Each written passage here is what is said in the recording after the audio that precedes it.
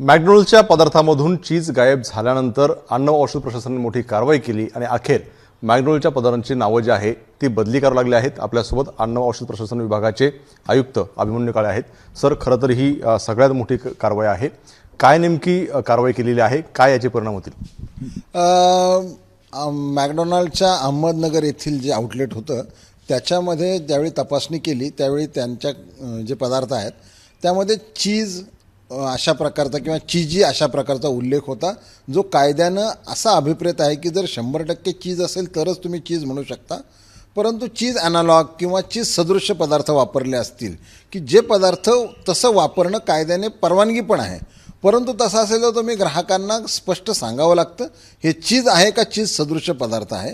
त्यामुळे त्यांना नोटीस देण्यात आली होती आणि त्याच्यावर त्यांनी अन्न सुरक्षा आयुक्त म्हणून आमच्या कार्यालयामध्ये अपील केल्यानंतर त्या अपिलावरची सुनावणी होऊन त्यांना काही एक एज्युकेटिव्ह आणि आमच्या लिगल पद्धतीने ऑर्डर करण्यात आलेली आहे आणि त्याच्यानुसार त्यांना ते पदार्थ वापरताना जर तसा उल्लेख नसेल तर ते यांना बंदी घालण्यात आलेली होती।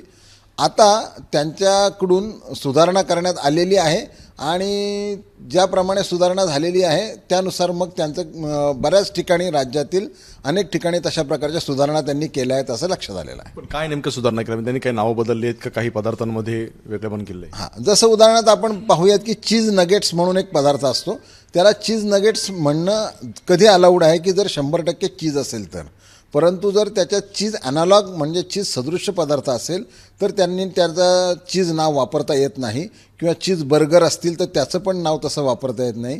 ह्या आमचे आदेश मान्य करून त्यांनी आता त्याचे नावं बदललेली आहेत। चीज बर्गरला आता अमेरिकन बर्गर म्हणून म्हटलेलं आहे आणि चीज नगेटला व्हेज नगेट।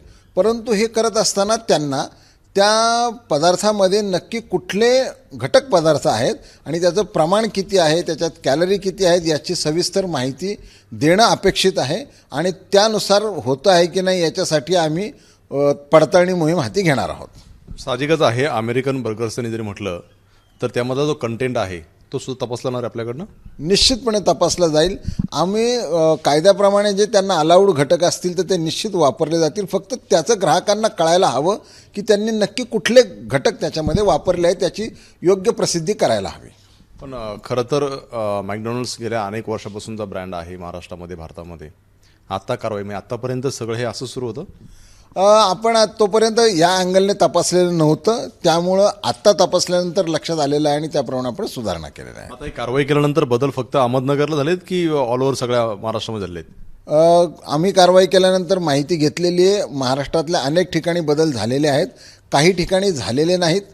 त्यासाठी त्या आउटलेटच्या परत एकदा नीट तपासण्या होणार आहेत आणि केवळ मॅकडोनल्डच नव्हे तर ज्या काही फूड चेन आहेत त्या सर्व फूड चेनच्या येत्या काही काळामध्ये सविस्तर तपासण्या याच प्रकारे होणार आहेत। पण काय नेमकं उद्देश त्यांचा, म्हणजे काय मार्जिन रेशोचा होता की आणखी कशा कुठल्या कारणास्तव ते वापरलं गेलं जात नव्हतं? नाही, आता त्याच्यामध्ये FDA म्हणून आमचा त्या अँगलने आम्ही पाहत नाही।